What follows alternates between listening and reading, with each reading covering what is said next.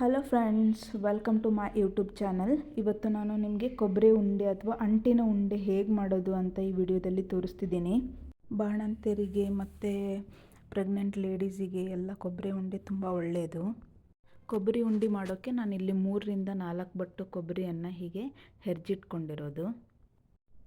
ನಂತರ ಇಲ್ಲಿ ನಾನು ಗೋಡಂಬಿಯನ್ನು ಪುಡಿ ಮಾಡಿ ಇಟ್ಕೊಂಡಿದ್ದೀನಿ, ಬಾದಾಮಿ ಸಹ ಪುಡಿ ಮಾಡಿ ಇಟ್ಕೊಂಡಿದ್ದೀನಿ. ಇದು ಆಳ್ವಿ, ಇದು ಗಸಗಸೆ ಮತ್ತು ನಿಮಗೆ ಸ್ವಲ್ಪ ಉತ್ತತ್ತಿಯನ್ನು ಹೀಗೆ ಗ್ರೈಂಡ್ ಮಾಡಿ ಇಟ್ಕೊಂಡಿರೋದು. ಇದು ಅಂಟು.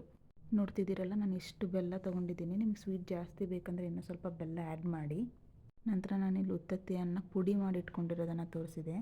ಇಲ್ಲಿ ಸ್ವಲ್ಪ ಬಾಣಲಿಗೆ ತುಪ್ಪ ಹಾಕಿ, ಇಲ್ಲಿ ನಾನು 8-10 ಸ್ಪೂನು ತುಪ್ಪನ ಹಾಕ್ತಿರೋದು. ಬಾಣಲಿಗೆ ಹಾಕಿ ನಮಗೆ ಏನೇನು ಡ್ರೈ ಫ್ರೂಟ್ಸ್ ತೋರಿಸಿದ್ನಲ್ಲ ಅದೆಲ್ಲ ಒಂದಾದ್ಮೇಲೆ ಒಂದು ಹುರ್ಕೋಬೇಕು. ನೋಡಿ, ಇವಾಗ ನಾನು ಫಸ್ಟು ಅಂಟನ್ನು ಹುರ್ಕೋತಿದ್ದೀನಿ. ಗ್ಯಾಸನ್ನು ಸ್ವಲ್ಪ ಸಿಮ್ಮಲ್ಲಿಟ್ಕೊಂಡು ಅಂಟು ಕುರುಕುರು ಅನ್ನೋ ಹಾಗೆ ಹುರ್ಕೊಂಡ್ರೆ ಸಾಕು. ಅಂಟು ಸ್ವಲ್ಪ ಬ್ರೌನಿಷ್ ಕಲರ್ ಬರೋವರೆಗೂ ಹುರಿಬೇಕು. ನೋಡಿ, ಇಲ್ಲಿ ತೋರಿಸ್ತಿದ್ದೀನಲ್ಲ, ಹೀಗೆ ಬಂದರೆ ರೆಡಿಯಾಗಿದೆ ಅಂತ. ನಂತರ ನಾನಿಲ್ಲಿ ಗೋಡಂಬಿಯನ್ನು ಹಾಕ್ತಿರೋದು. ಗೋಡಂಬಿನ ಸ್ವಲ್ಪ ಬ್ರೌನ್ ಬರೋ ಹಾಗೆ ಹುರ್ಕೊಂಡ್ರೆ ಸಾಕಾಗುತ್ತೆ. ನೆಕ್ಸ್ಟ್ ಬಾದಾಮಿಯನ್ನು ಸೇಮ್ ತುಪ್ಪದಲ್ಲೇ ಹುರಿತಾ ಇದ್ದೀನಿ. ಅದಾದಮೇಲೆ ಉಳಿದಿರೋ ತುಪ್ಪದಲ್ಲೇ ನಾವು ಉತ್ತತ್ತಿಯನ್ನೆಲ್ಲ ಹುರ್ಕೋಬೇಕು. ನಂತರ ಇನ್ನೂ ಸ್ವಲ್ಪ ತುಪ್ಪ ಹಾಕಿ ನಿಮಗೆ ಉಳಿದಿರೋ ಆಳ್ವಿ ಮತ್ತು ಗಸಗಸೆಯನ್ನು ಸಹ ಹುರ್ಕೊಂಡು ಅದನ್ನು ಸೈಡಿಗೆ ಇಟ್ಕೋಬೇಕು. ನೋಡಿ, ಇದೆಲ್ಲ ತುಪ್ಪದಲ್ಲೇ ಹುರ್ಕೊಂಡಿರೋದು. ನೆಕ್ಸ್ಟು ಸ್ವಲ್ಪ ನಾವೇನು ತುರಿದಿಟ್ಕೊಂಡಿರೋ ಕೊಬ್ಬರಿಯನ್ನು ಸಹ ಸ್ವಲ್ಪ ಸಣ್ಣದಾಗಿ ಹುರ್ಕೊಂಡ್ರೆ ಸಾಕು. ತುಂಬ ಜಾಸ್ತಿ ಹುರಿಯೋ ನೆಸಸರಿ ಇಲ್ಲ.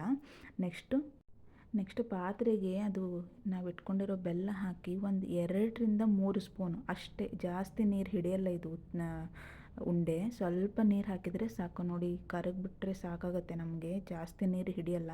ಸ್ವಲ್ಪ ಒಂದು ಕುದಿ ಬಂದಮೇಲೆ ನಾವು ಸ್ವಲ್ಪ ಪಾಕ ಬಂದಿದೆ ಇಲ್ಲ ಅಂತ ಚೆಕ್ ಮಾಡಬೇಕು. ಹೀಗೆ ನೋಡಿ, ಬೆಲ್ಲನ ಒಂದು ನೀರಲ್ಲಿ ಹಿಂಗೆ ಹಾಕಿ ಸುಮ್ಮನೆ ಬಿಟ್ಟರೆ ಸಾಕು, ಅದು ಎಲ್ಲೂ ಹೋಗ್ತಿಲ್ಲ.